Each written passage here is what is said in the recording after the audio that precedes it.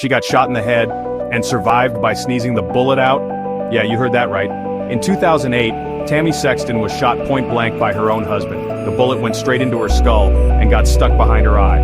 But get this, she didn't just live. Days later, while recovering, she sneezed, and the bullet literally flew out of her nose. Doctors said she was insanely lucky the bullet missed her brain by millimeters. Tammy made a full recovery. Oh, and she kept the bullet as proof she literally sneezed death away. So, what would you do if you sneezed out a bullet? Follow for more